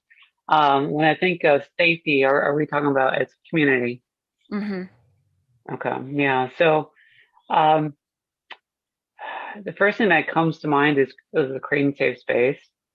And to acknowledge that when we start talking about our experiences, that we're going to be triggering one another, because some of our experiences contradict what we feel is what we have learned, or what is the purpose of life. And so I do like to remind folks, like whenever I talk about my experience, that perhaps I might use some terminology that makes others to be uncomfortable. It's okay to be triggered, and to keep an open mind where people will be able to express their anger or any sort of misunderstanding, and have room for questions. In terms of, I guess, like when talking openly or in a group setting, to really focus on just like our own experience, rather than trying to put a label or put an experience onto someone else. And from the feminine perspective, that is definitely a very strong temptation, is trying to say this person is like that, this person is feeling that way, and versus like objectification. And so that's the first thing, or like mainly that what comes to mind when I think of safe. And then love, to be able to love someone exactly where they are in their life. So if you're witnessing a man that's a couch potato, where he was a fitness, someone that was always in the gym and he's just letting himself go, but he's happy, to be able to witness this person, even though they feel like they are taking care of themselves, but they may not necessarily be seeing from the other aspect of, your body needs care also, and so there needs to be balance in other ways. But just to be there and to witness the people as they're learning about love, and to understand that you're exactly in that same position where we have our blindfolds, like we were not able to see in certain aspects. So to create an open space, to be humble, to know that we are both teachers and students, right? I always lean on the idea of like love is in balance, or it's balance, is not in balance, but like love will be balanced. So for us to be able to understand that we are going to be teaching, or understand that we're going to be taking space back to understand that we're going to be learning from the ones that we're advocating to. And there's like that's the fast way, the fast path into life. It's if you can balance those two ideas of vocalizing and balancing out your throat chakra, right? And to be aware of that, like you're gonna go so much faster. There's gonna be so many lessons learned, and this is gonna be so rapid, and it's so beautiful when you start observing how like you get lesson, and a lesson could be like a month, and then you get another lesson that's a couple of weeks, and then you see the synchronicity that's happening, and it's just because you're starting to be aware of how like we're just children. We are just all children, and it's okay to surrender and to be vulnerable with others that are teaching from a different angle, and that's love. Thank you, Beautiful. Alice. Jody, would you like to talk a little bit about the communities and? Oh gosh, I don't even think I knew I was talking on this one, but I'll do it. Alice said it also beautifully, but I'll just add a couple things, because I've been in groups where there's a beautiful container of safety and ones where it's not, and it's so important to hold that safe space and a place where we can be vulnerable and be real and authentic and not be judged. Confidentiality is just absolutely 100% key. Like what happens in Haven stays in Haven, like Vegas. And then the other part that Alice didn't speak to, but I know we've all discussed, is advice, giving advice, and how as an energetic being, like how when somebody gives you advice without consent, it can just like deflate your energy, and how important it is to not give advice without consent, to say, hey, I have a thought on this, are you interested? And be okay if they're not, because sometimes people just want to be seen or witnessed, or as Alice so beautifully said, loved exactly where they are. And I want to jump on with everybody else, Shelley, and say you're holding a beautiful container right now. Like you're keeping it concise. You're like, okay, well, let's continue this topic somewhere else. Because, as the feminine, we could just go, talk. And when I say feminine, I don't mean woman, man. So I just wanted to make that clear. Just that the feminine emotional self, which we all have the feminine and masculine, and we all know that here. So we don't have to go down that rabbit hole. But so I love the container that you're holding today, and that you're keeping track of the things that are rich for discussion and that we can continue to discuss. Because there's things that I could definitely say, but I can feel all our energies kind of flagging. So thank you for holding the container. Thank you. Marla, would you like to talk about the importance of a container and safety and training or trust? Right. So I always, it's always a challenge for me in my practice, to meet people where they're at, because I work with people all the time that always see things the way I see it, or have the same belief systems or value systems. And, just being able to meet people where they're at and keep that safe container and not have judgment. And you and I talk about this all the time. And I think because you and I used to run together all the time, that analogy of and understanding that some people a lot of us in the group feel like sometimes we're marathon runners, and we have to recognize that some people are just running to the first stop sign in their journey. And we have to recognize that and accept that. Sometimes we forget that some people are at the beginning of their journey when we are further into it. And because we forget sometimes how far we've come, or where we're at compared to other people, and not having judgment with that. And I think like that is a part of creating that safe container for people, is just not as recognizing where we're at compared to where other people are at. So that's what I wanted to share about that. Thank you. And Beth, would you like to contribute? Thank you for the invitation. And thank you to all of you who have already spoken to this beautifully. I think for me,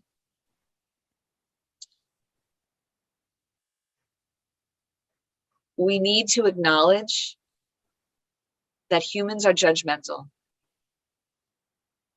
Humans are judgmental. And so when we say this is a safe space and we don't hold judgment, that needs to be operationalized into actual behaviors. Because the reality is that people judge each other, even when you're not a big judgmental person whose judgments come up. It's part of our triggers, as Alice so beautifully talked about. So people are going to have judgment in the group. And so I think our work is, what do we do with that? What do we do with ourselves when we feel judgment? How do we hold space in the container? Because again, if we're practicing self-love and self-awareness and self-acknowledgement, to pretend that we don't have any judgments is again diminishing and putting aside a part of ourselves. So to me, the creating of the safety part of it is how are we teaching each other to handle our own judgments?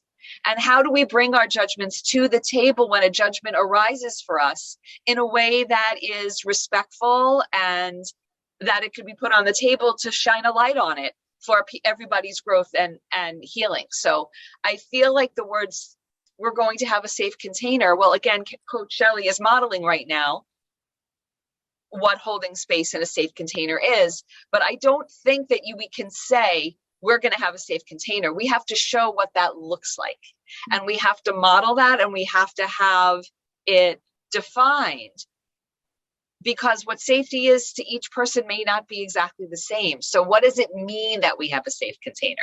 And so I know some of the ground rules that you've been putting out, Shelley, are gorgeous to support that. So to me, these concepts all need to be communicated really clearly, and that have behaviors attached to them. Like, we don't give advice to each other. Jody, you brought that up, so that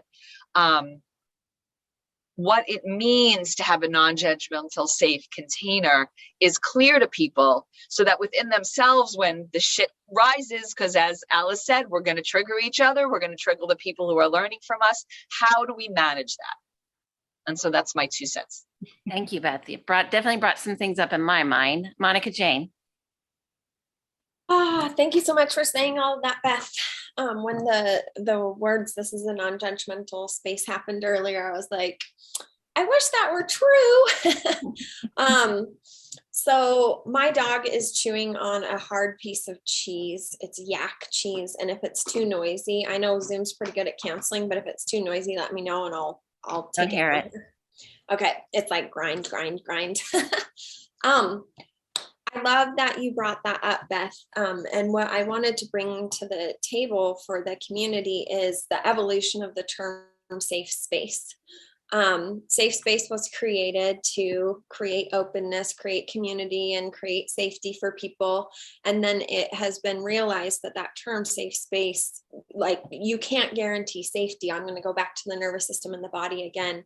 It is a very individual experience, safety is. So if you look around the screen right now at what people are doing, their facial expressions, what's happening in your body as you do that, and I invite you to do that, is totally different than when I look at one person's face and the other person's face and the other person's face in my body and everybody's bodies. So this was recognized. I come from the land of like sex coaching and stuff like that. So this term safe space is really popular. And the evolution of it went toward using the word brave space.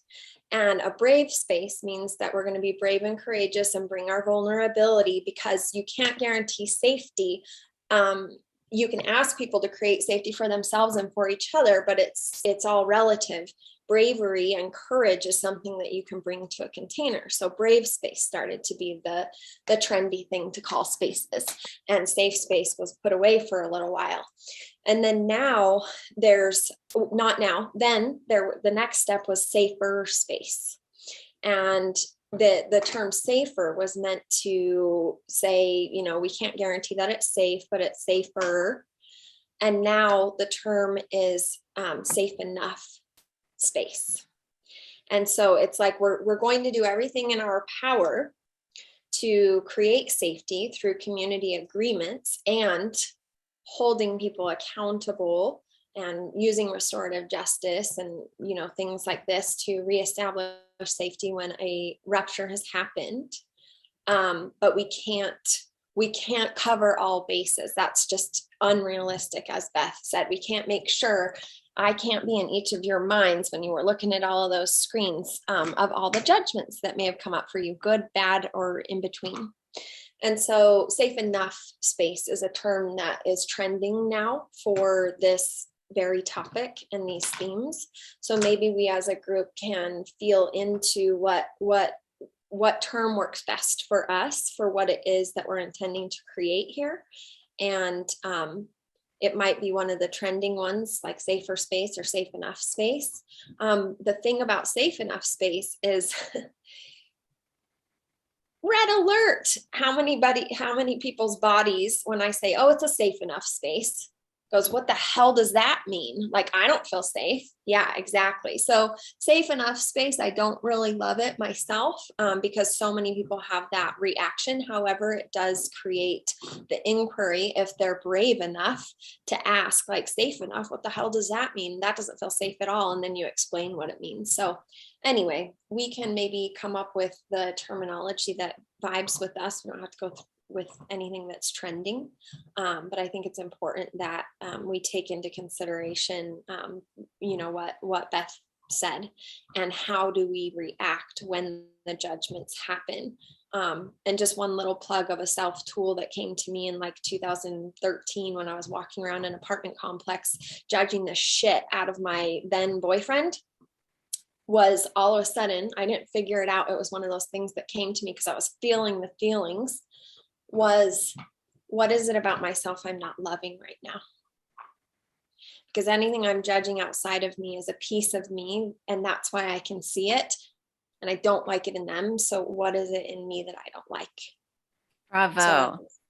So little trick, or not even a trick, a little prompt to give yourself when you do feel that judgment. It could be something we add to the toolbox of when you do. This is not a non-judgmental space. We are humans.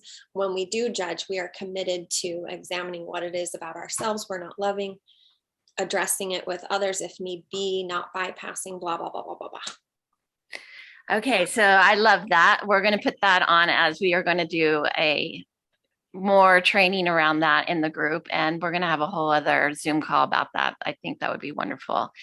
I'm just to respect everybody's time. We're going on 2 hours, and that's about the limit I wanted this Zoom call to be, just to respect everybody. So with that, I'm going to have Karen and Fee go really quickly to say what they have to say, because I would hate for someone to want to say something and not get to say it. And then I'm going to do a close.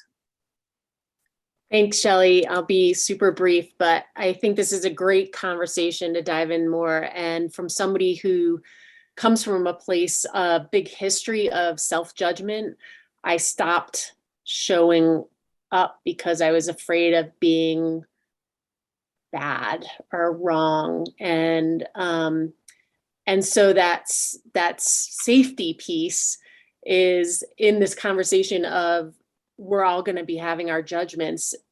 One thing I call for myself is to be spacious with each other and recognize that this isn't about being perfect and showing up in a way that's going to be okay with everybody else, but having that spaciousness and coming from a place of kindness and recognizing our differences and are doing our best.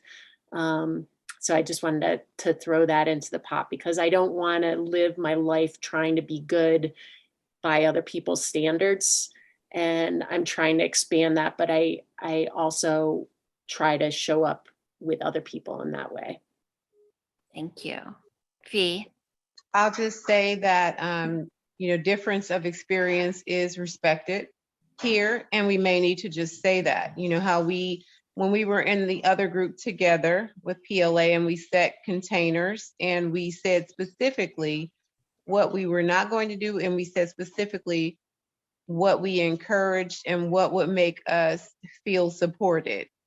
So I think using those key phrases is going to be important also when we're setting containers, because it kind of jogs the person who has something to say. It gives that person kind of a compass as to, hey, I'm not doing this. I'm not doing this. I am doing this. It's very clear. And what my expectation is X, Y, and Z. So I think that if we did, make our own containers, kind of in that same vein, I think it'll be awesome. Difference of experience, empathy. The purpose is giving empathy and giving love, and the goal is creating and expanding community. And then with that, you go into what you have to say, and then you request specific support. You said no advice, but if someone did want advice, maybe we could say if you want advice, you could pick a teacher. You could pick a teacher and ask them on the sidebar for advice. Or if you wanted support, how would you like to be supported? I think we can kind of, we have a very good blueprint to go by, but I just think that being pretty specific about what we want and what we expect is going to be key. Thank you. I see you, Jody. Wait, can I just say, if I said no advice, that's not what I meant. I meant no unsolicited advice. So when you share, you could say, I'd love advice or I'd love to be witnessed, but no unsolicited advice is all I meant. Yeah. Right. Right before Isabel, Tracy, and Tammy, do you guys want to add anything to any of that before we close? Working in large groups, we all are very strong, powerful women who I think are bursting with this kind of beauty of our gifts, right? And sharing and learning and growing. And I think Monica Jane said, we're all here as teachers and we're all here as learners. So as long as respect is the foundation for which we connect with each other, we're all good. We accept that we make mistakes. The human brain is always looking to make meaning of everything. So yeah, there's judgment that's going to go on. But with large groups of people, as long as respect is the baseline value that we all carry for each other, we kind of hold the safety under the auspice of, I see you, I respect what you have to say. And when people get triggered, they ask for help as the learner. And then it gives a space to all be teachers in a space where we all carry our own gifts.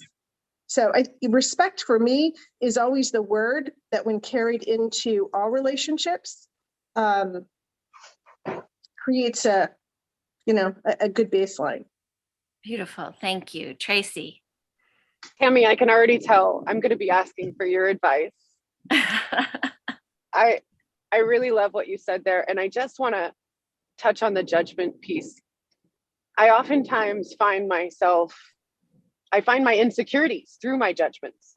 So when I find myself judging issues, I can then, like, I think it was Monica Jane, that your judgments teach you more about yourself than they do about others. And so I just wanted to say, I promise to love all of you unconditionally and try to see you for who you are. And I'm really excited about this group, Shelley. Thank you for the space. Thank you. So with that, I just want to celebrate each of you, and with my most gratitude for you coming and being involved in this with me. I would like for some of the admin to make sure that they save the chat so I can read through it, because it was too much for me to try to read the chat and stay completely in tune with what's going on. And I will open it up. You can either go, or you can have a closing, or you can have a celebration. I'm going to leave that to each of you to take care of yourself and what your body needs right now.